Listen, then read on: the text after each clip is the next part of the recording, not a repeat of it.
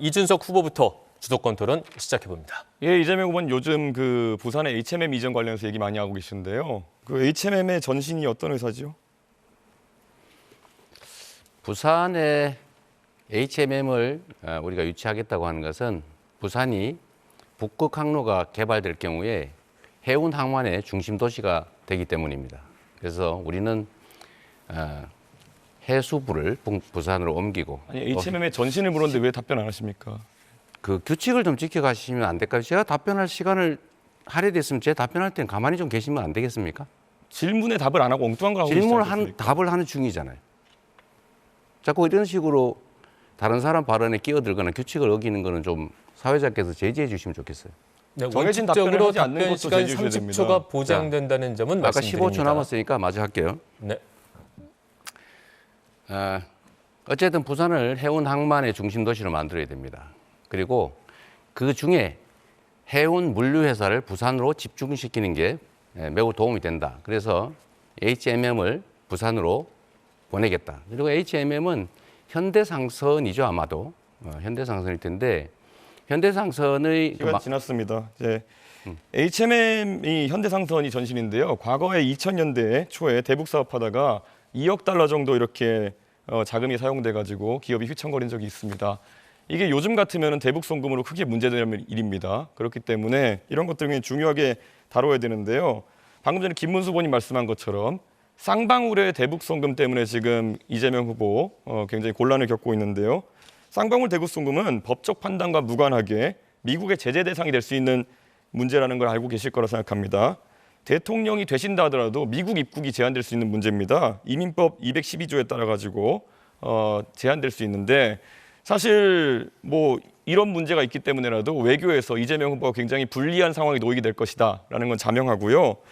과거에도 국내 정당성이 부족한 지도자 같은 경우에는 대미 협상에서 고생을 하곤 했습니다. 특히 쿠데타로 집권했던 전두환 대통령 같은 경우에는 레이건 대통령 만나는 것도 힘들었고 만나서도 짧게 만나고 헤어지기도 했고 정당성을 인정받기 위해서 많은 양보를 했습니다. 핵무기 개발 포기하고 미국산 무기도 구입하고 국방과학연구소도 좀 축소하고 이렇게 했어야 되는데요. 트럼프가 만약에 트럼프 대통령이 이재명 후보가 당선되면 이런 약점을 가만히 두겠습니까? 저는 흔들 거라고 생각하는데요. 본인의 이런 여러 가지 사법 리스크 때문에 대한민국을 위기에 빠뜨렸어야 되겠습니까? 본인의 이런 문제들 다 해소해야 되는 거 아니겠습니까?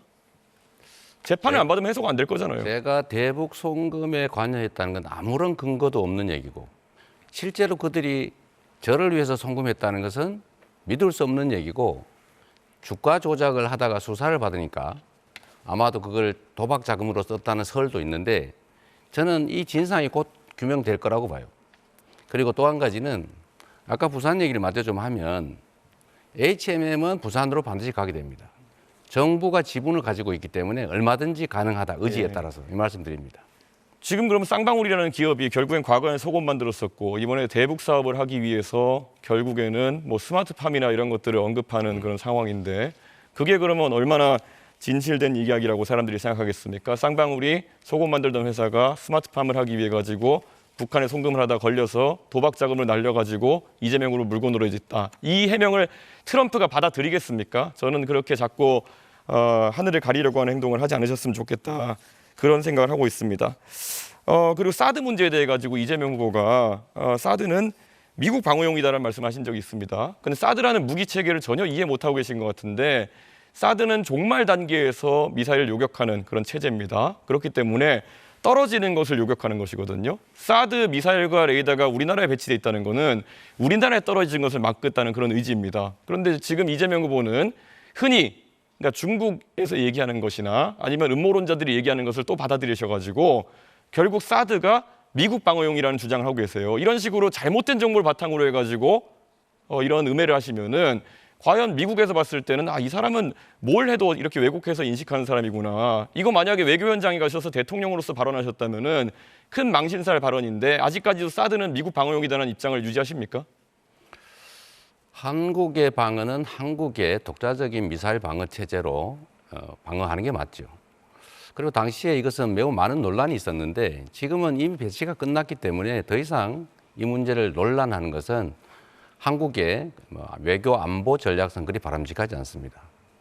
굳이 과거 얘기를 조금 해본다면 그때 당시에는 예를 들면 이 고고도 미사일이기 때문에 굳이 북한이 그런 고고도 미사일을 쏘겠냐, 예, 알겠습니다. 그 필요하겠냐 이런 논란이 현실적으로 있었다. 제가 이재명 후보에게 답변을 이렇게 물어보면요, 꼭 물어본 거 빼고 답을 하십니다. 자기 하고 싶을 만한 하시는데 그러다 보니까 이재명 후보의 의사를 제가 한번 해석해서 이렇게 말씀드린 경우가 많은데요. 최소 2명의 후보에게 질문해야 되는 입장을 점 철회하지 말씀드립니다. 않겠다는 이야기를 지금 하고 계신 거로 보입니다. 그렇기 때문에 유권자들께서 사실 이런 식으로 미국과의 안보 관계에 있어서 거짓 정보를 설파하는 사람이 과연 한미 관계를 이끌어갈 수 있겠느냐, 이런 걸 고려해 주셨으면 합니다. 김문수 후보님, 네. 예, 이 대북 문제에 관해 가지고 굉장히 뭐 자유를 옹호하고 무엇보다도 굳건한 안보 태세를 주장하실 걸로 생각되는데 한편으로는 약간 좀 뜬금없는 말씀을 하신 게 있어가지고 한번 진위가 뭔지 파악해 보려고 합니다. 예전에 이제 연평도나 이제 서해 도서에 대해 가지고 이런 도발들이 있다 보니까 김문수 후보님께서 이런 서해 도서에 우리가 중국인을 위한 카지노 같은 것을 개설하면은 이 중국인들이 많이 와가지고 좀 북한이 공격하기 어렵지 않겠느냐, 이런 말씀하신 적이 있는데요. 사실 백령도나 연평도 같은 경우에는 카지노나 이런 것을 개설할 여건이 되지 않는 것처럼 보이는데 네, 답변 시간 주셔야 아직까지 됩니다. 그런 입장을 유지하고 계십니까? 뭐 그때 그 이야기에서 지금 또 우리나라에 외국인들이 많이 관광을 오고 또 우리 미군이 주둔하고 이런 것들이 우리 방어력의 중요한 일부를 이루고 있다고 생각하고 있고요.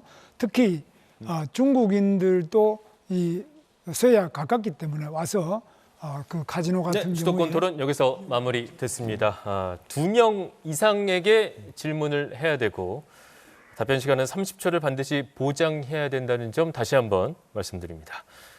이재명 후보, 이제 주도권 토론 시작하시죠. 네, 국민 여러분, 외교와 안보는 국가의 존립, 그다음에 국가의 더 나은 미래를 위해서 반드시 정말 존중해야 되는, 또 섬세하게 대처해야 되는 중요한 부분입니다. 즉흥적으로 기분에 따라서 진영의 편을 들어서 우왕좌왕한다든지 감정적인 표현을 한다든지 이러면 매우 위험해진다라는 말씀을 먼저 드립니다. 우리 권영국 후보님, 네. 저는 이 안보라고 하는 것을 이렇게 생각해요. 싸워서 이기는 건 하책이다. 다 부서지고 엄청나게 살상당하고 난 다음에 이기면 뭐 하겠냐. 뭐 지는 것보다는 낫겠죠. 그다음 그보다는 나은 게 싸우지 않고 이기는 거죠. 그러나 이것도 중책에 불과합니다. 진짜 중요한 것은 싸울 필요가 없는 상태를 만드는 거죠. 그걸 소위 평화 상태라고 합니다. 그런데 지금 국민의힘 정권 또 국민의힘 인사들을 보면 힘 자랑을 많이 하려고 해요. 말씀드린 것처럼 대한민국의 군사력 수준은 세계 5위고 한미 동맹이라고 하는 강력한 또 지지가 있죠. 그러면 이 강력한 군사력과 국방력을 가지고 계속 겁을 주고 막 싸우려고 할 게 아니라 국방력으로 북한 억지력은 가지되 북한과 대화하고 소통하고 그리고 같이 살 수 있는 공존, 공영의 길을 찾아서 평화롭게 공존하는 게 정말로 중요하지 않습니까? 이걸 우리는 햇볕 정책이라고 주로 불렀는데 좀 어떻게 생각하세요?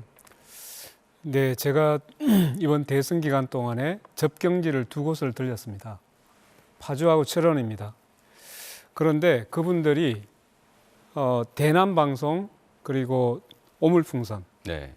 이 긴장 때문에 거의 밤에 잠을 자지 못한다고 합니다. 네. 실제로 윤석열 정권이 들어서서 자신의 비상계엄 조건을 만들어내기 위해서 굉장히 위험을 하고 갈등을 조장했잖아요.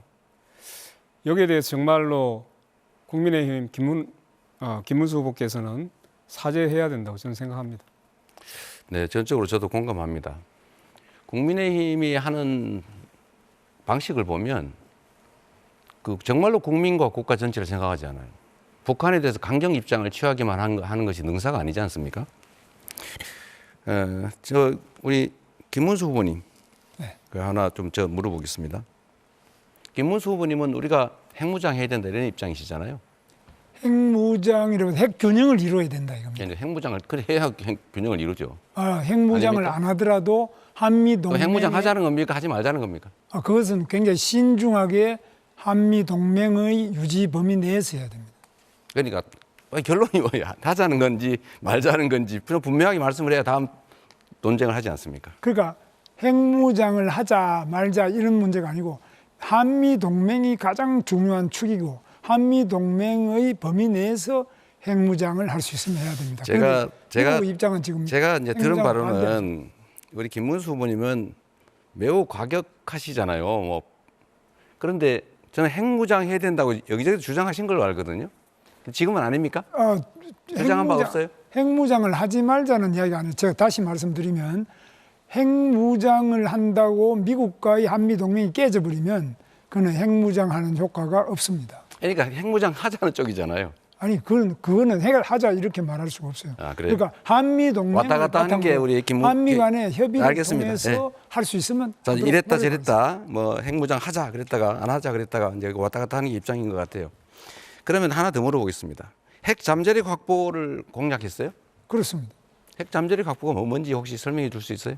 핵 잠재력 확보라는 거는 이제 플루토늄을 재처리한다든지 우라늄 농축을 높인다든지 하는 것. 이것도 한미 원자력 협정에 의해서 제한이 돼 있기 때문에 이 부분을 제가 대통령이 되면 바로 트럼프 대통령 만나서 일본 수준의 재처리 제가 하도록. 지금 말씀하신 거 제가 조금 교정을 해드리면 플루토늄을 재처리하는 게 아니고요. 사용 후 핵 연료를 재처리해서 플루토늄을 추출하는 겁니다. 그리고 핵 연료 주기를 완성한다고 해서 우라늄 농축 권한을 우리가 부여받고 그걸 사용한 다음에 사용 후 핵 폐기물 처리해서 플루토늄을 추출하고 축약해서 관리한다 이런 의미라는 거 말씀을 드리겠습니다. 정확한 의미를 잘 모르시는 것 같아서요. 모른다고. 자, 하나 물어보겠습니다. 제가 모른다는 거를 저는 원자력 발전소와 하겠습니다. 플루토늄 처리하는 데든지 규칙을 농축하는 데 지켜가면서 다 하시죠. 가봤어요. 수도권 토론이므로 질문하면 네. 됩니다. 질문하면 좀 답을 해주세요. 미국과의 핵 공유 또 전술핵 재배치 공약하셨죠? 그렇습니다. 맞습니까? 맞습니다. 지금 핵 공유를 미국이 안 한다는 게 원칙적인 입장인데 그런 공약이 실행 가능합니까? 실현 가능하고 그것을 위해서 한미 간의 정상회담을 통해서 신뢰를 통해서 하는데 핵 공유의 방식도 다양합니다. 그 나토식도 있고 또 다른 우리 한국식의 독특한 핵 공유 방식도 얼마든지 협의를 통해서 할 수 있습니다. 그리고 또 여러 가지 핵 잠수함이든지 또 이런 것들 충분하게 한미 간의 정상회담을 통해서 잘 추진하고 발전시켜 나갈 계획입니다. 이 전술핵을 한반도에 재배치하면요, 북한에게 비핵화를 요구할 수가 없어요. 한반도 비핵화가 대한민국의 합의된 정책 아닙니까? 그런데 우리가 핵을 여기다 설치해 놓으면 북한 보고 비핵화해라 할 수가 없는 것 같고요. 또 한 가지는 지금 한국의 핵무장 시도를 의심을 해가지고 북한이, 미국이 이거 민감 국가를 지정했다는 그런 설도 있는데 이런 식으로 예를 들면 말씀하신 것처럼 핵 잠재력을 확보하겠다 이렇게 얘기를 하면 미국이 계속 의심을 해서 사실은 그런 길도 봉쇄가 되죠. 저는 드리고 싶은 말씀이 실행 가능한 얘기를 하자. 미국이 수용 가능한 걸 하자. 그리고 이런 식으로 그냥 되는 대로 던지고 여기서는 핵무장 얘기했다. 저기 가서는 또 핵 잠재력 확보 뭐 이런 얘기했다. 왔다 갔다 하시는 거 바람직하지 않다. 이 지적을 드립니다.